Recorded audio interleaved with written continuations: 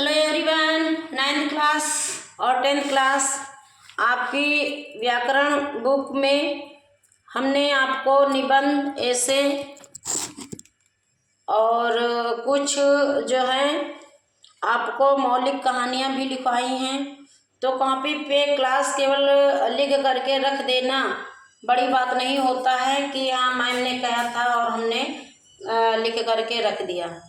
Class सभी बच्चे जब तक जहाँ पे आपने लिखा है जब तक आप उसको पढ़ोगे नहीं, समझोगे नहीं और परीक्षा में आप कैसे पेपर हल करके आओगे। ठीक है, तो अभी हम आपको व्याकरण में और भी काम देने वाले हैं, पढ़ाने जा रहे हैं आपको एकता में बल उक्ति का आधार बनाकर एक मौलिक कहानी लिखना है आपको। तो जिन बच्चों के पास बुक है वो बच्चे जो है पेज नंबर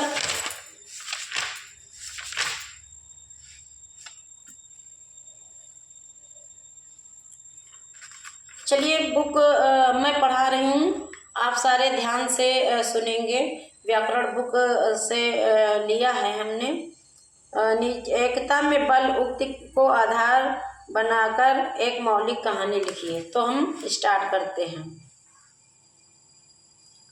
प्रस्तुत चित्र आलस की समस्या पर आधारित है, जो आजकल जाड़ा शुरू होने वाला है और बच्चे शुरू करना चाह रहे हैं। खासकर जब एग्ज़ाम सर पे हैं आपके, ठंडी भी आने वाली है, तो आप क्या करोगे कि जब मम्मी आपको जगाएंगी तो आप कंबल ओढ़ करके फिर सो जाओगे। मम्मी जब जगाएंगी जग जाओगे, आ रहे हैं अभी निकल रहे हैं।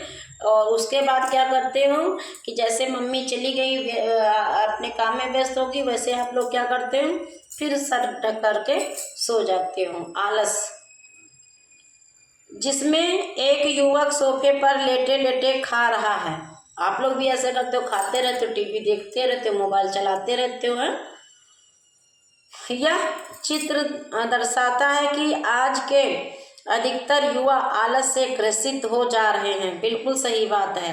पहले का समय था, खेतों में मम्मी पापा काम करते थे तो वो भोर भोर में 4 बजे 3 बजे निकल जाया करते थे। उनके बच्चे बाद में खेत पहुंचते थे, 5 बजे पहुंच जाते थे। 6-7 बजे तक परिश्रम अपने माता पिता का खेत में हाथ बटाते थे। कोई कौन ऐसे ऐसे गोड़ता था, कोई खुरपे से घास निकालता था और कोई घास जो खेत में होती थी मम्मी पापा निकालते थे, वो इतने बड़े बड़े से इकट्ठा करके रखते थे और उनको बाहर निकाला जाता था ताकि दोबारा खेत में ना पनपने पाए।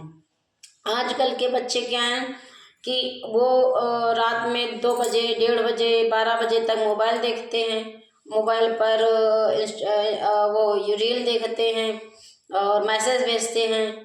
तो उनका टाइम रात में ज़्यादा बीतता है, पढ़ाई में लगता नहीं मन, और दिन में वो सुबह सो जाते हैं, इसलिए उनके नंबर कम आते हैं।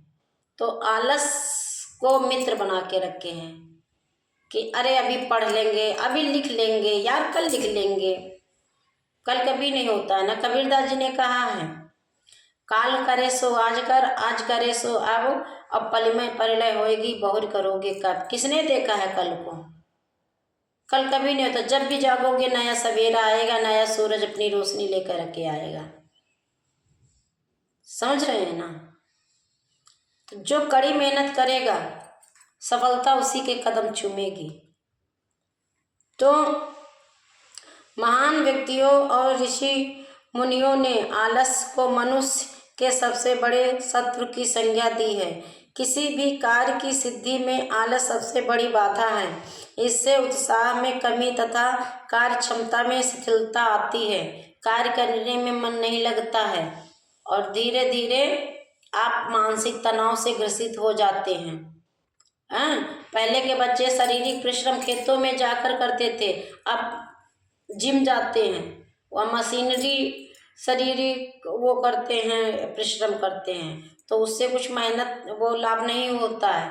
जितने दिन जाओगे उतने दिन शरीर स्वस्थ रहेगा, जितने दिन नहीं जाओगे शरीर बर्बाद हो जाता है। आपको तो मॉर्निंग वॉक जाना चाहिए, एक्सरसाइज करना चाहिए, खुली हवा में व्यायाम करना चाहिए, खेतों में काम करना चाहिए। जिनके खेत नहीं हैं तो वो अपने घर में जो गमले बनाए रखे हैं उन गमलों में खुरपे से उसको उसकी मिट्टी को वो करना चाहिए और उनको सही खाद और पानी देना चाहिए। कुछ ना कुछ परिश्रम करते रहना चाहिए। हमारे जीवन का अधिकार भाग आलस्य में ही बीतता है। यदि हम उतने समय में कार्य के प्रति तत्पर रहें तो कल्पना से अधिक कार्य सिद्ध हो सकते हैं। इसका अनुभव हम सदैव कार्य में संलग्न रहने वाले मनुष्यों के कार्यकलापों द्वारा भली भांति कर सकते हैं। समझ रहे ना आप? आपने जो इतिहास में देखा होगा, जिनको महारत हासिल हुई है उन्होंने न रात देखा है और न दिन देखा है। उन्होंने 4 घंटे नींद ली और अधिक परिश्रम किया है, तब इतिहास में उनका नाम आप आज भी पढ़ रहे हो। आलस्य की निशानी है कार्य को नियमित रूप से समय अनुसार न करने से कार्य सभी प्रकार से होता है। अतः पहली यह बात है ध्यान में रखने की, जो कार्य आज और अभी हो सकता है उसे कल के लिए नहीं छोड़ना चाहिए। खाना आज बनाओगे तो आज ही खाओगे, आज का खाना कल तो नहीं खाओगे, आप आज ही खाओगे ना। तो कल पे क्यों अपना वर्क डालते हो कि अरे कोई भी सब्जेक्ट टीचर ने पढ़ाए कल कर लेंगे, कल और भी नहीं पढ़ाएंगे क्या टीचर, है ना।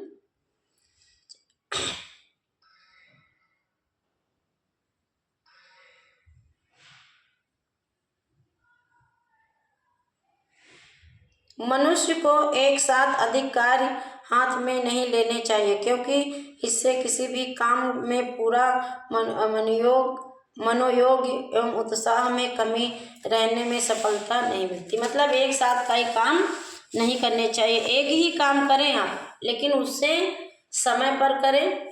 कहने का मतलब यह है कि उसे समय पर करें। बच्चे क्या करते हैं, कोचिंग भी जाते हैं, स्कूल भी जाते हैं, घर में भी पढ़ते हैं और फिर भी नंबर अच्छे नहीं आते हैं।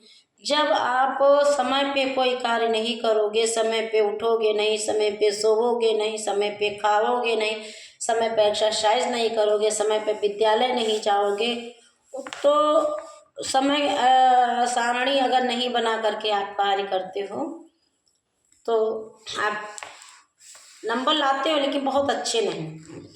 मानव जीवन बड़ा दुर्लभ होने से उसका प्रतिक्षण अत्यंत मूल्यवान है। जो समय गुजर जाता है वह वापस नहीं आता।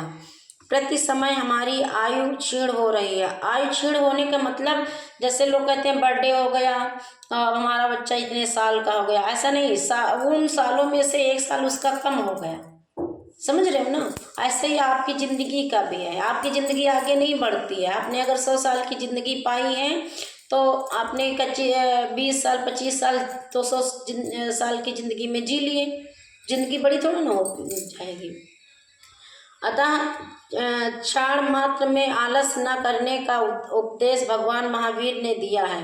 महापुरुषों से लेकर ईश्वर ने भी मनुष्य को आलस से त्याग करने की बात कही है। कई लोग अधिक समय करने से भयभीत होते हैं और उन्हें आराम न होने से स्वास्थ्य नष्ट होने की आशंका रहती है। जब टाइम पे आप खाओगे नहीं, खाने को आपको 8:30 और 9 के बीच आप खा रहे हो, 11 और 12 के बीच सोना है आपको, 10 और 11 के बीच आप सो रहे हो, 1:30 से 2 के बीच, दिनचर्या मतलब अस्त व्यस्त, तो कहाँ आपका स्वास्थ्य ठीक रहेगा।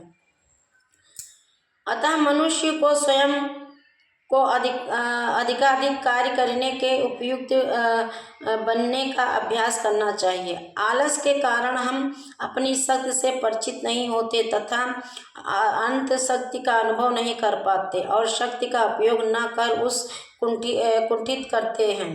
जिस प्रकार किसी भी यंत्र और औजार का हम उपयोग करते रहते हैं तो वे सही से कार्य करते हैं। अब यहाँ पर आपको उदाहरण दे दिया गया औजार का। जैसे आप घर में आपने अपनी मम्मी को देखा होगा, किचन में जो कुकर है, जो तवा है, जो वो आटा गूंथने वाला तसला है, उसको प्रतिदिन यूज करती हैं और यूज करके उसकी सफाई करती, तो उसमें चमक रहती है कि नहीं रहती है? रहती है कि ना। और जो बर्तन काफ़ी दिनों से यूज ना किया गया हो, रखा हो, उसमें धूल मिट्टी लगती है कि नहीं, उसमें धब्बे भी पड़ जाते हैं, दाग भी लग जाते हैं। ऐसे ही मनुष्य का शरीर है बेटा, ऐसे ही आपका शरीर है। अगर आप कड़ी मेहनत नहीं करोगे, समय के अनुसार नहीं कार्य करोगे, तो आप समाज में पीछे रह जाओगे। तो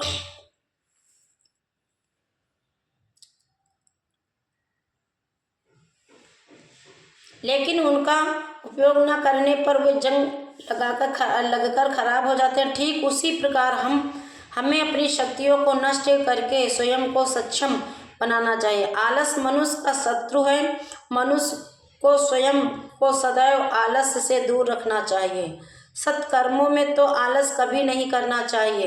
यदि आलस करना है तो गलत कार्यों में कीजिए, जिसमें आप में सद्बुद्धि उत्पन्न हो और कोई भी बुरा कार्य आप ना कर पावें। जो अगर आपको आलस करना है तो आप बुरे दोस्तों से दूर रहिए। उनसे ये समझ लीजिए कि वो आपके लिए कड़वी दवा हैं। आपके दोस्त जो बुरे विचारों के दोस्त हैं, कहते हैं ना, दोस्त वही होता है जो आपके दुख और सुख में साथ दे।